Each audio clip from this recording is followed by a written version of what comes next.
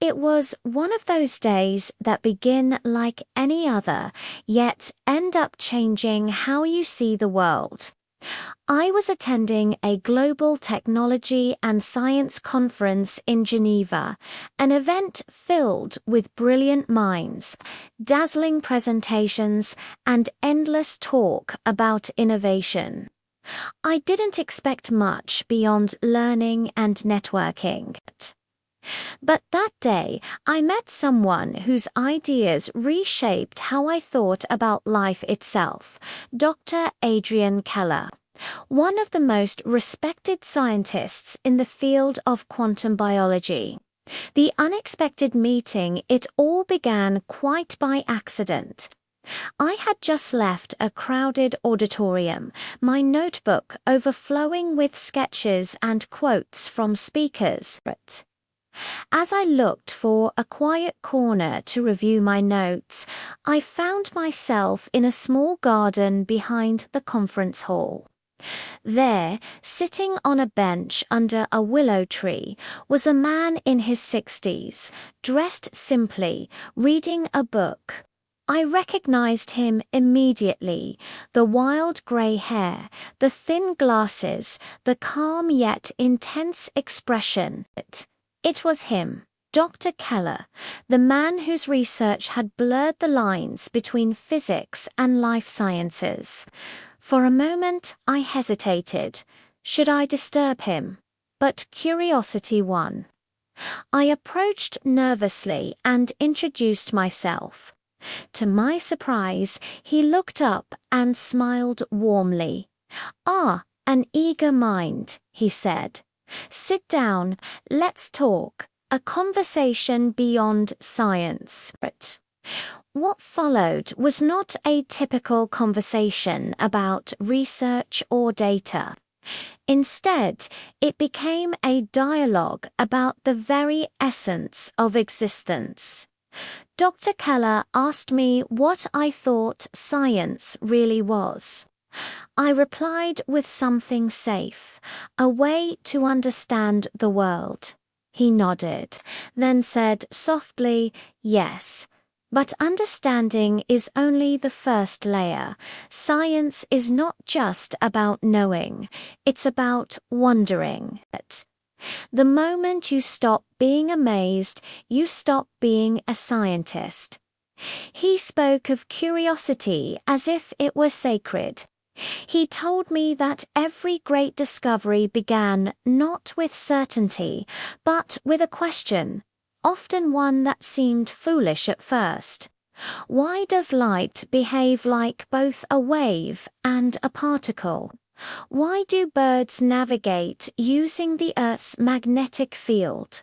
Why do humans dream? He said, eyes gleaming. The universe whispers secrets to those who listen without pride. The beauty of the unknown. We talked about his research, the strange world where quantum mechanics meets biology. He explained how subatomic particles might influence life processes, how even within our cells, reality dances in unpredictable ways. To me, it sounded like magic disguised as science. I asked him if he believed everything could eventually be explained. He laughed gently. "No," he said, "some mysteries are not meant to be solved, only understood differently. The pursuit of knowledge is endless, but that's what makes it beautiful. Imagine if we already knew everything, how dull existence would be." That statement lingered in my mind.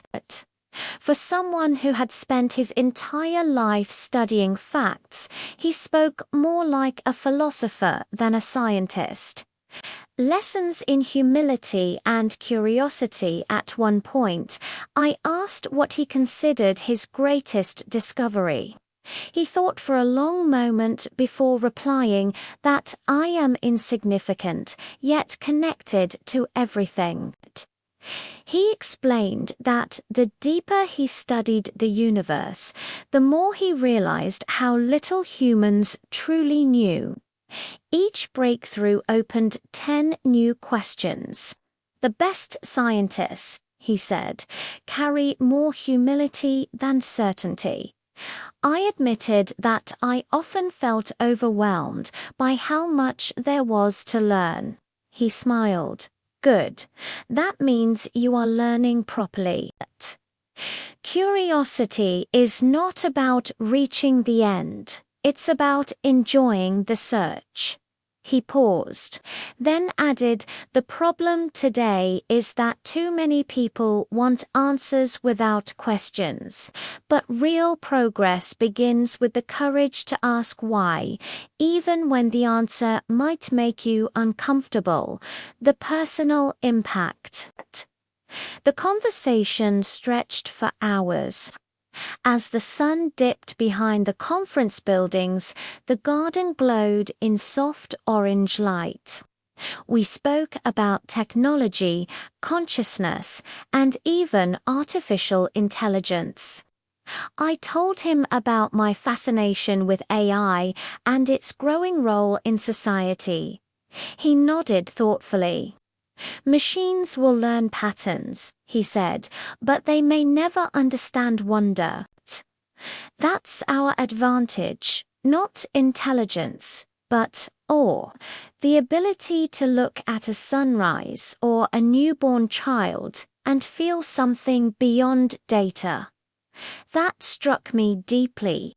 In a world obsessed with algorithms and automation, it was a reminder that what makes us human isn't just our minds, but our capacity to feel wonder and meaning. When it was finally time to go, Dr. Keller shook my hand and said, "Don't chase greatness. Chase curiosity. The rest will follow." A shift in perspective that night. I couldn't sleep. His words replayed in my head. For years, I had seen science as a collection of facts, formulas, results, and theories. But now I began to see it differently, as a living conversation between humans and the universe. Dr. Keller had shown me that the goal of knowledge isn't control, but connection. Every equation, every experiment, every discovery, all of it is a way to understand not just the world around us, but the one within us. Since that day, I've approached learning with a new sense of purpose. I no longer rush toward conclusions. I ask more questions. I let mystery breathe. I've learned that the unknown isn't something to fear. It's something to explore. The legacy of a moment. Months later, I read that Dr. Keller had retired from active research. Yet, his influence continued through the students he inspired, and through people like me, who carried his wisdom beyond laboratories and classrooms. Whenever I face uncertainty or doubt, I remember that quiet afternoon in the garden.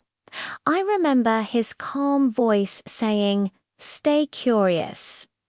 In a world racing toward answers, his lesson feels more relevant than ever. The greatest discoveries aren't in the stars or the atoms, they in how we choose to see them.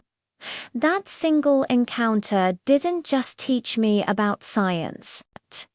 It reminded me that wonder is the fuel of progress, and humility is the language of wisdom.